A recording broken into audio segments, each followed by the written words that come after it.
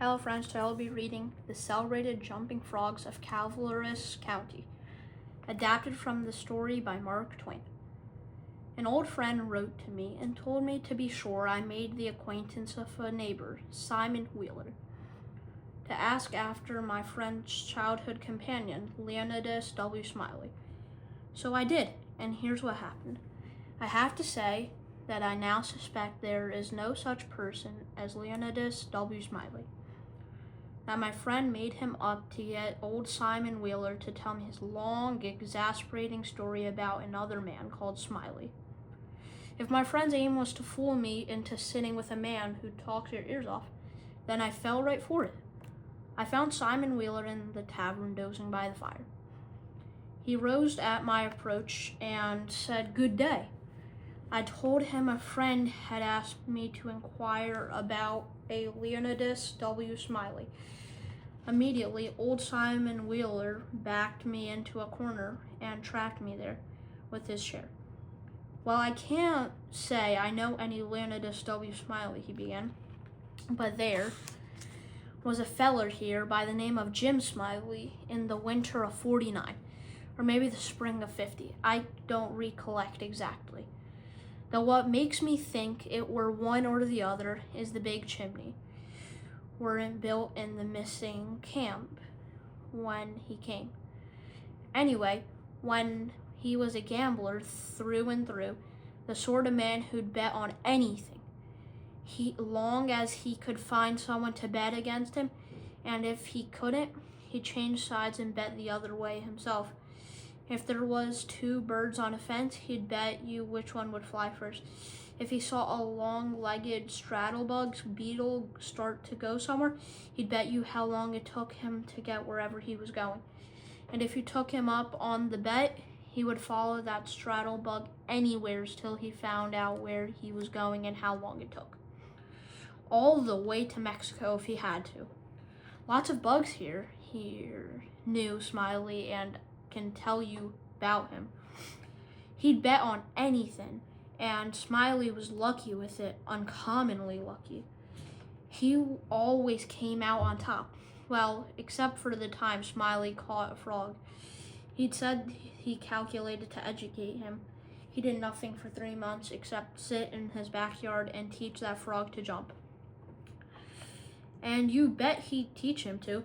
He'd give him a little nudge behind, and next minute you'd see that frog whirling around the air like a donut.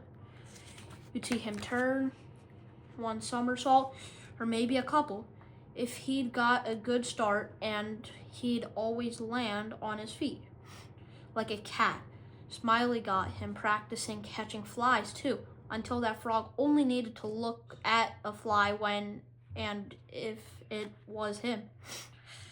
Smiley said all a frog needed was education, and he could do almost anything, and I believed him.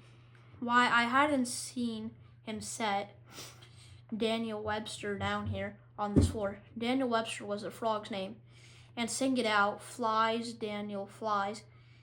And quicker than you could wink, he'd spring up straight up and snake a fly off the corner there. Then he'd flop down again, solid as a gob of mud, and scratch the side of his head with his hind foot, and if he'd done no more than any other frog might do. You never saw a frog so modest and straightforward as him.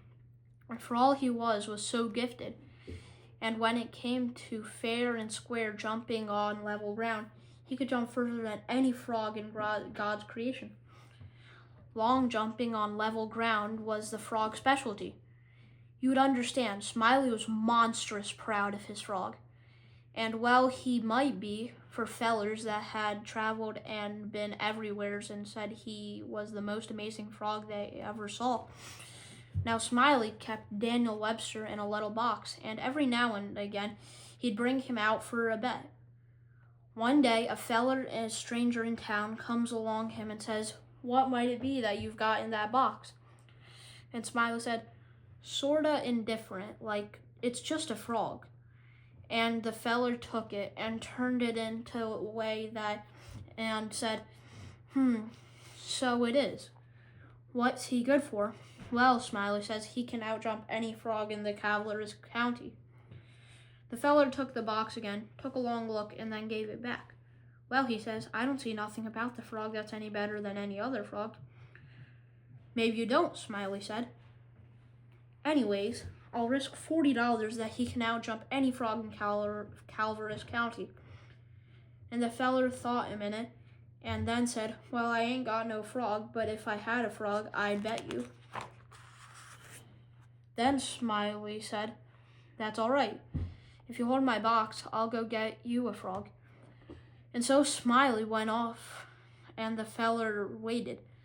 He sat there a good while thinking to himself, then suddenly he got out a little bag from his pocket.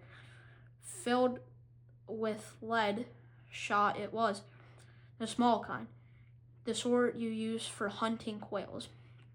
He got the frog out of the box, opened his mouth, and took a teaspoon and filled it with him full of lead shot. I'd tell you. Then he put him down on the ground. Meanwhile, Smiley came back with a frog caught in the swamp. He gives the new frog to the feller and says, now, if you're ready, set him right alongside Daniel with his forepaws, even with Daniel, and I'll give the word. Then he called out, 1, 2, 3, get! And him and the feller touched the frogs from behind.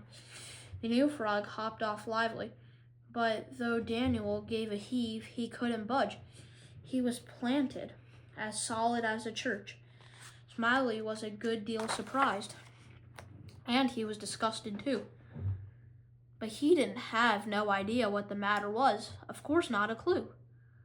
So the feller took Smiley's money, and as he was leaving, he commented casually, I still don't see nothing about the frog that's any better than other frog. Here, Simon Wheeler heard his name from the tavern's front yard, and stood up to see what he was wanted. It was nothing important, and so he sat straight back down and began again. Where was I? He continued with a grin. Oh, yes. Well, this here Smiley also had a yellow one-eyed cow that didn't have no tail, only just a short stump, like a little banana, you see. And so Smiley, at that, I stood and bid the old gentleman good day and politely took my leave. The end.